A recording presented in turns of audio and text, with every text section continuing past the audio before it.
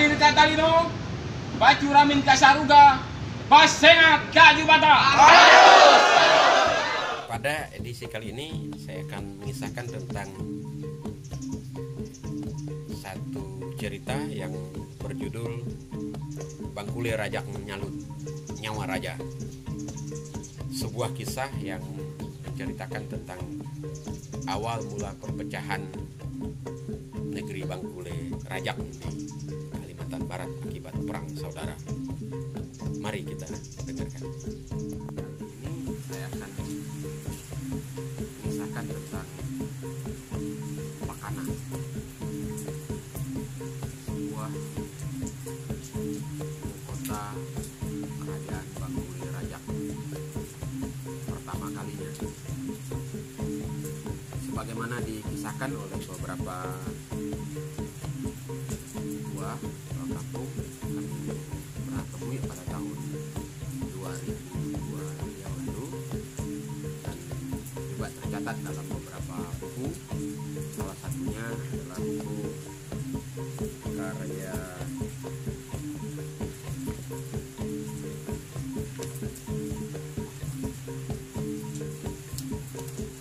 HM Jaidi MS yang diterbitkan oleh Kantor Perpustakaan dan Arsip Daerah Kabupaten Mempawah.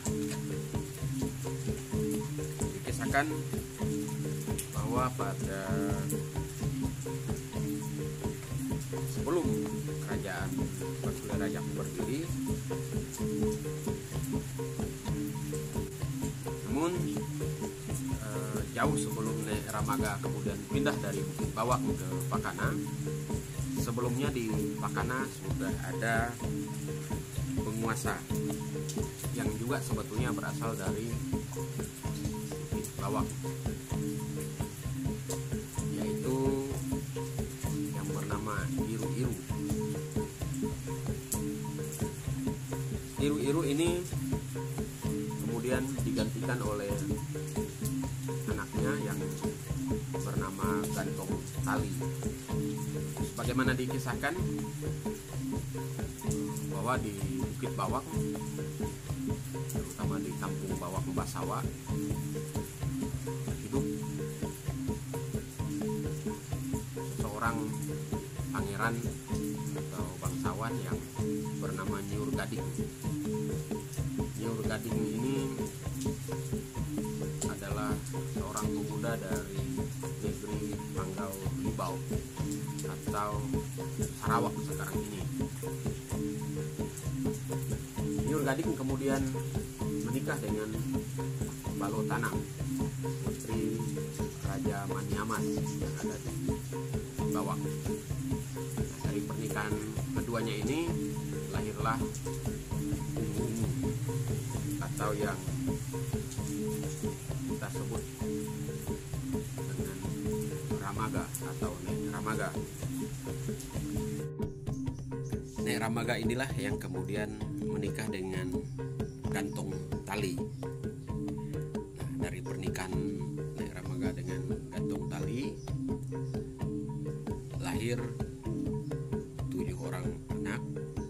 Namun anak-anaknya ini kemudian ditakdirkan untuk menjadi kamang, sehingga hanya satu orang yang menjadi manusia yang dikenal dengan kamang bungsu. Nah, setelah itu kemudian Nek Ramaga menikah lagi dengan putri Pati Rani, seorang gadis dari negeri Lawai. Dari pernikahannya dengan Pati Rani ini lahir 10 orang anak yang sangat dikenal adalah Jaga Mada, seorang anak yang kemudian mengembara ke Pulau Sumatera. Setelah itu kemudian Nek Ramaga menikah lagi dengan Ramanik memperanakan Gumantar, Patih Gumantar. Nah, Gumantar kemudian setelah dewasa menikah dengan Putri Darairak, seorang putri dari negeri Lawai. Ayahnya biasa dikenal dengan Damong Sarongkah. Damong Sarongkah. Nah, dari pernikahan Gumantar dengan Darairak lahir 3 orang anak. Seorang bernama Nyabak atau bergelar Pangeran Gunung Kandang, atau kadang-kadang disebut juga sebagai Pangeran Agung. Kemudian yang kedua adalah Janak atau yang dikenal dengan Pangeran Lidah Berbulu. Beliau ini sangat dikenal karena memiliki kesaktian yang luar biasa hingga disegani kawan dan ditakuti oleh musuh-musuhnya. Dan anaknya yang ketiga bernama Dara Itap. Nah, dari pernikahannya ini kemudian tadi sudah kita jelaskan lahir 3 anak. Nah, pada satu ketika datang 3 orang tak dikenal di Pakana. 3 orang ini mengaku sebagai pencari buah langir. Pencari buah langir, dan saya contohkan buah langirnya.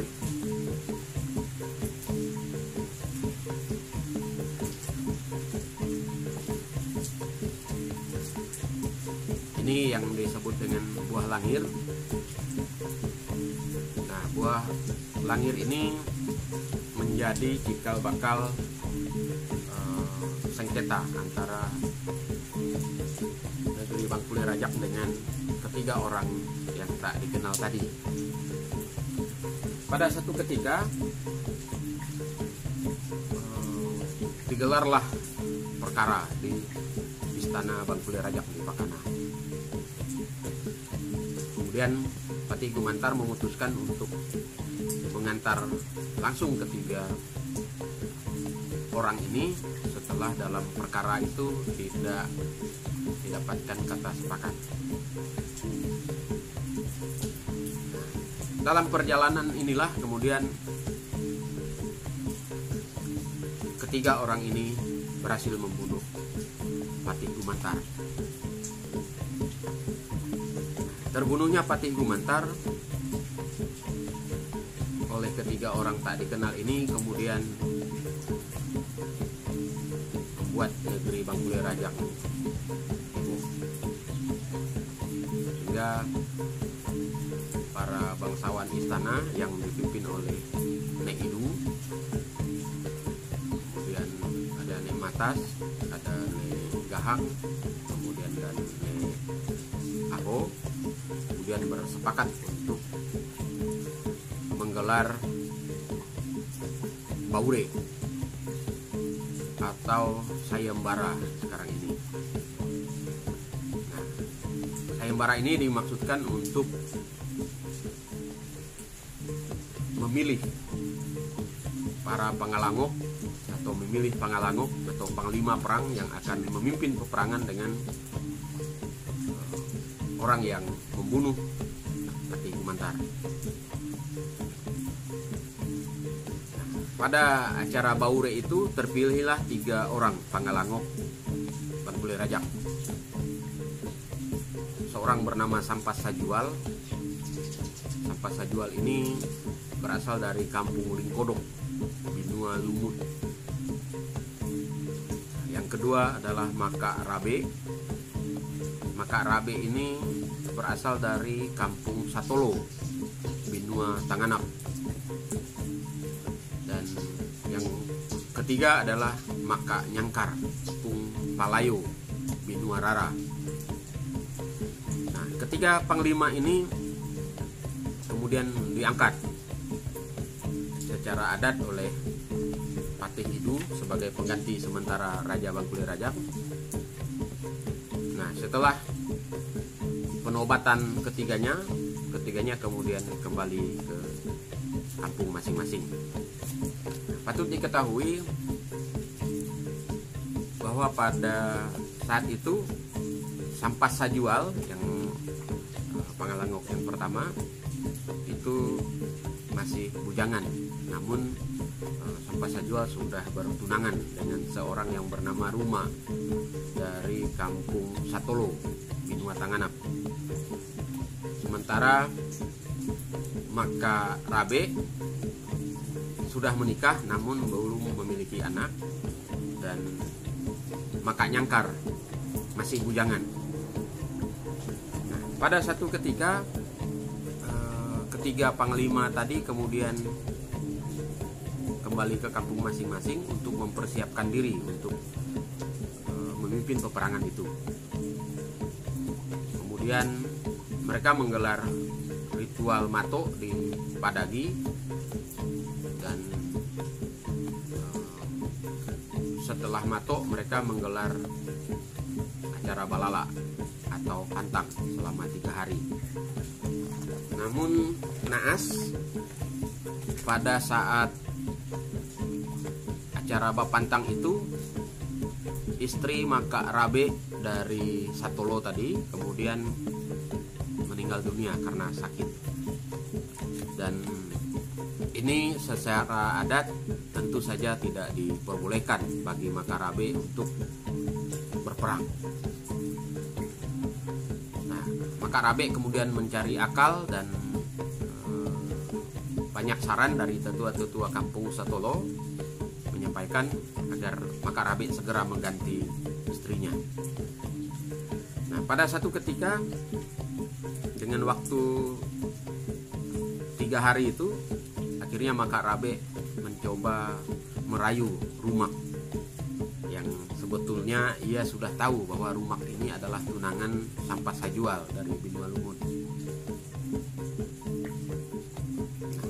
Pada saat itu awalnya Rumak ini sebetulnya menolak karena dia sudah menyatakan bertunangan dengan Sampas Sajual. Tapi dengan beragam cara akhirnya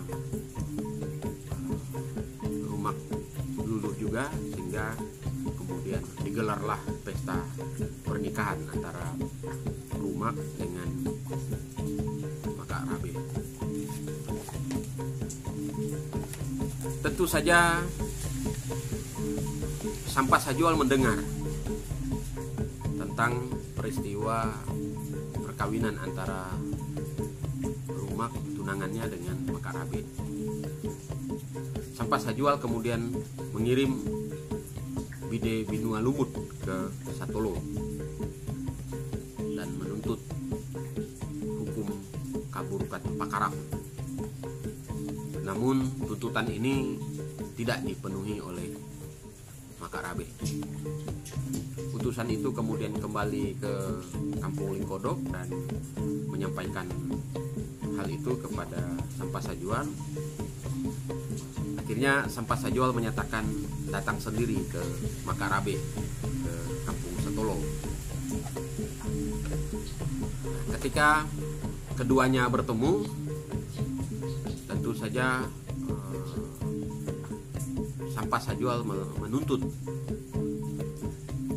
kaburukan Pakarak ke Maka Rabe. Namun dengan beragam cara Maka Rabe juga akhirnya menolak halus, hingga terakhir Maka Rabe memberikan Sampas Sajual sebuah tempayan jampa, tempayan besar namun tanpa tutup. Hal ini diketahui oleh Sampas Sajual bahwa Tempayan tanpa tutup itu tidak diperbolehkan secara adat. Oleh karena itu, Sampah Sajual kemudian menyatakan kepada Maka Rabe bahwa setelah ini akan ada sesuatu yang terjadi. Akhirnya Sampah Sajual kembali ke kampungnya, ke Lingkodok, Binua Lumut, dan menyampaikan hal itu kepada page warisnya, kepada keluarga besarnya, sehingga marahlah orang dari Binua Lumut. Nah, setelah menyampaikan hal ini kepada keluarganya, Sampah Sajual juga menemui Patih Hidung, Raja Bangkuli Rajak yang ada di Pakana. Kemudian setelah mendapat restu dari raja, Sampah Sajual dan kepala kayonya, termasuk anak-anak kayonya, kemudian melakukan penyerangan ke Binua Satolo, melakukan penyerangan ke kampung Satolo, Binua Tanganap tadi, dan menyerang Maka Rabe. Pada saat penyerangan itu, Maka Rabe melarikan diri hingga kemudian akhirnya sampai ke kampung Palayo, Binua Rara, dan menemui sahabatnya sesama Pangalangok yang bernama Pangalangok Maka Nyangkar tadi. Maka Rabe berupaya menutupi kelemahannya kepada Maka Nyangkar. Dia menceritakan bahwa kampungnya diserang oleh orang-orang Bangkuli Rajak yang dipimpin oleh Sampah Sajual, dan Maka Rabe berniat untuk menuntut balas dan meminta Maka Nyangkar dan orang-orang dari Binua Rara untuk membantunya. Namun permintaan ini ditolak secara halus oleh Maka Nyangkar. Maka Rabe berupaya meyakinkan Maka Nyangkar bahwa yang diceritakannya adalah benar. Maka keesokan harinya Maka Nyangkar dan Maka Rabe mendatangi Padagi dan melakukan upacara mato untuk mato Bangkuli Rajak. Nah, pada saat mato itu tanda alam muncul, bahwa tanda itu tidak memperbolehkan Binua Tanganap maupun Binua Rara untuk menyerang negeri Bangkuli Rajak, karena negeri Bangkuli Rajak tidak bersalah. Maka Rabe tidak kehilangan akal. Ia kemudian membujuk Maka Nyangkar agar membantunya. Akhirnya sebagai teman, Maka Nyangkar menyanggupi permintaan Maka Rabe ini dengan syarat Maka Rabe bekerja di ladangnya selama 1 tahun, dari hutan hingga menjadi padi, dari padi hingga menjadi beras, kemudian dari beras hingga menjadi nasi. Maka Rabe menyanggupi. Selama 1 tahun Maka Rabe bekerja membuat ladang untuk Maka Nyangkar demi ambisinya untuk mengalahkan Sampah Sajual dan kerajaan Bangkuli Rajak. Nah, pada akhirnya 1 tahun berlalu, Maka Rabe kemudian menuntut janji Maka Nyangkar. Keduanya kemudian kembali ke Padagi dan melakukan upacara mato. Namun pada mato yang kedua ini tidak memperbolehkan juga. Tanda-tanda alam tidak memperbolehkan mereka untuk menyerang Bangkuli Rajak karena Bangkuli Rajak tidak bersalah. Maka Rabe kemudian mengusulkan kepada Maka Nyangkar agar mengirim 3 orang gila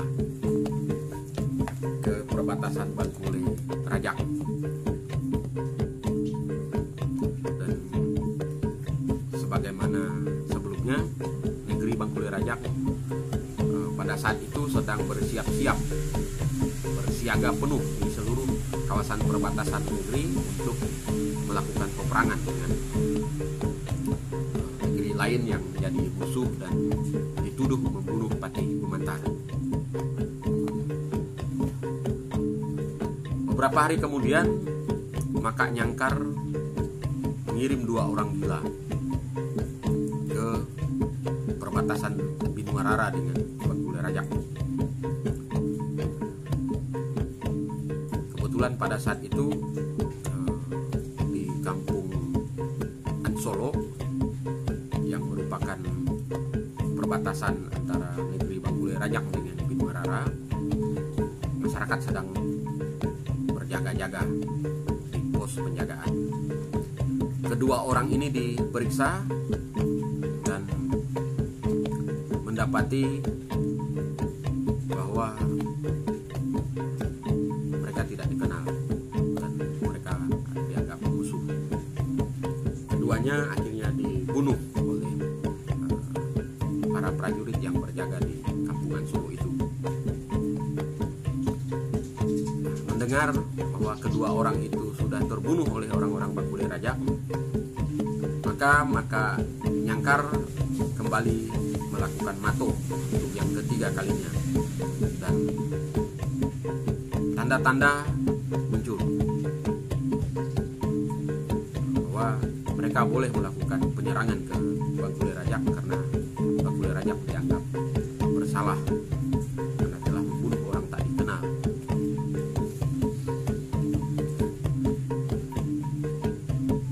Dipimpin oleh Maka Rabe dan Maka Nyangkar, pasukan Tanganap dan pasukan Rara kemudian melakukan penyerangan ke Bangkule Rajak.